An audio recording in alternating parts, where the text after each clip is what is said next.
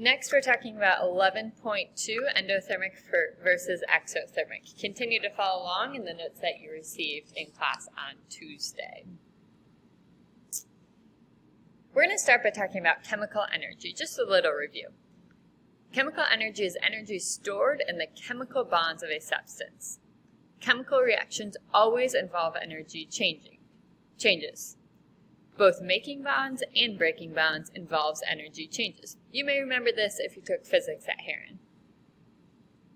Activation energy is the energy required to break the bonds and reactants for a chemical reaction to occur. We need some sort of energy to help jumpstart this reaction.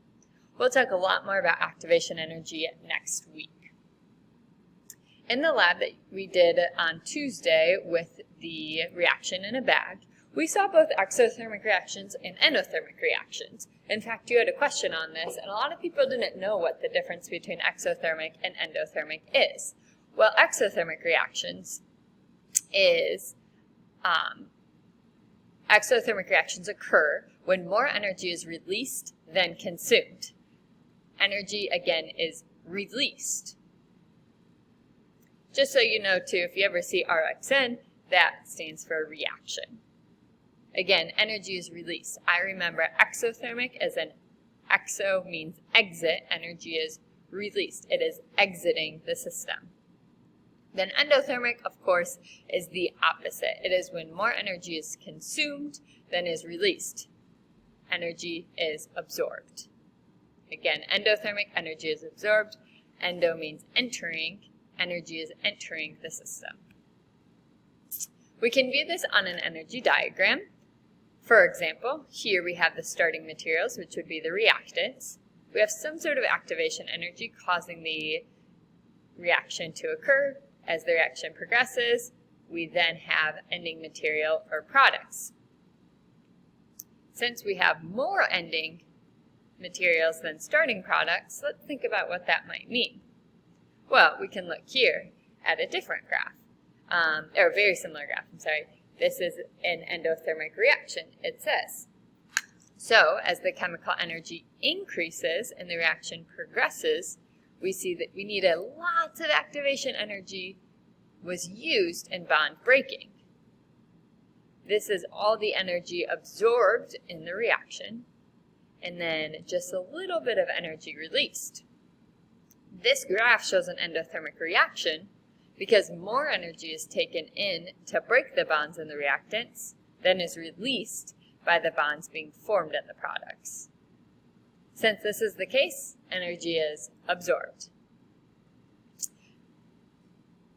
Back to your notes, you'll see a graph that looks just like this in your notes. Make sure you label it endothermic diagram. Again, during endothermic reactions, we see that a lot of heat was being taken into the system. It was entering. The temperature of the substance drops, so products feel cold. Reactants plus energy equals products, or we could also think reactants plus heat gives us a products. So again, as heat goes in, the temperature falls. Next, we have an exothermic diagram. Notice it looks pretty different from the one we just saw. This time, it required less activation energy because it already started with a lot of energy. Energy was released when it was making the bonds, which caused the products we see right here. This is exothermic because more energy is released when the products were formed than the energy needed to break the bonds in the reactants. Therefore, overall, we see a net release of energy. Again, back to your notes, make sure that you label the diagram on the right, the exothermic diagram, and we see that heat or energy was given off. All of this was given off, so therefore lots was exiting, it was exothermic. During exothermic reactions, the temperature of substances rise, which cause products to feel hot, exothermic hot. So the reactants yield products plus energy is released, or we could also say heat is released. If you think about that then, think back to the lad that we did last class on Tuesday. When the bag felt cold, was that endothermic or exothermic reaction? What was happening? Was more energy being released or being absorbed? When the bag felt warm, was that exothermic or endothermic? Write it down on your sheet. When the bag felt warm, it was, say, exothermic or endothermic, and why you know that. And then write when the bag felt cold or warm, whichever one you didn't do. Was that exothermic or endothermic?